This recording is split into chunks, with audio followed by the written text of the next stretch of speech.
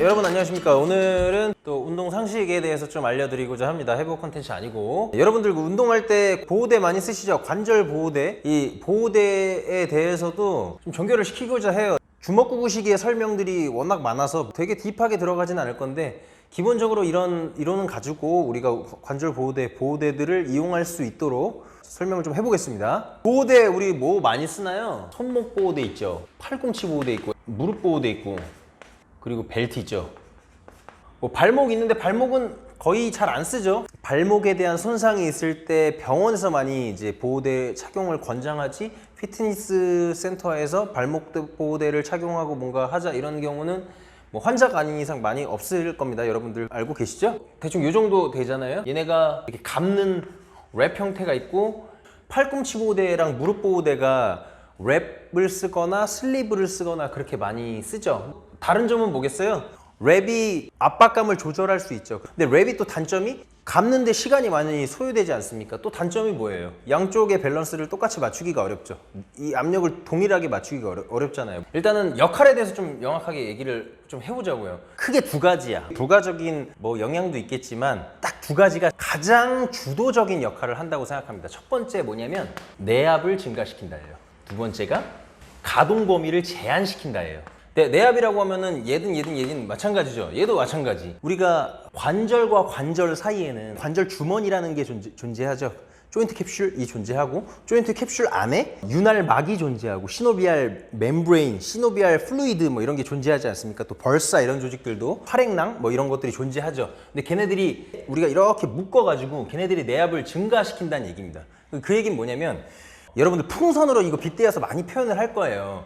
우리가 관절과 관절 사이에 이런 풍선이 있다고 보자고. 근데 얘네가 외력이 이렇게 주어지면 압력이 올라갈까 낮아질까?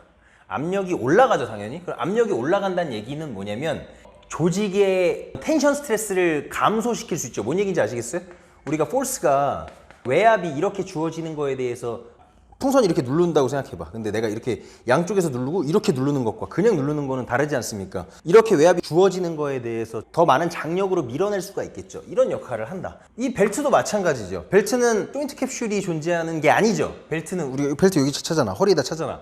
근데 벨트는 무슨 압력이야? 복압을 증가시키기 위한 거지. 이게 얼마 전에 내가 또 콘텐츠를 봤는데, 벨트는 너무 꽉 매면 안 된다. 근데 이런 꽉 매면 된다 안 된다, 꽉 매야 된다, 살살 매야 된다, 이런 부분이 굉장히 주관적이잖아요. 정량적으로 표현할 수는 없잖아. 근데 이렇게 보시면 될 것 같아요. 모든 보호대의 이런 착용 강도는 적절하게 압력이 유지될 때, 예를 들어서 얘가 좀 헐렁헐렁해. 그러면은 내가 밀어내는 압력과 이 벨트에서 밀어내는 압력이 상호작용하면서 증가하지 않겠죠. 외압과 내압이 상호작용하면서 압력이 더 커져야 되는데, 그죠? 또 얘기하면은 너무 강하게 조이면 무슨 문제가 생길까? 내압은 더 올라가겠지. 근데 그럼 어떤 문제가 생겨? 순환에 문제가 생기죠. 조직의 순환이든 호흡에 문제가 생기든, 뭐 여러분들 되게 많이 느끼실걸요. 벨트를 너무 강하게 매면 숨을 제대로 못 쉬겠어. 이런 분들 굉장히 많으실 거예요. 근데 그 범위까지, 물론 내압을 올려야 되기 때문에 평소에 호흡하는 것보다 더 곤란하죠.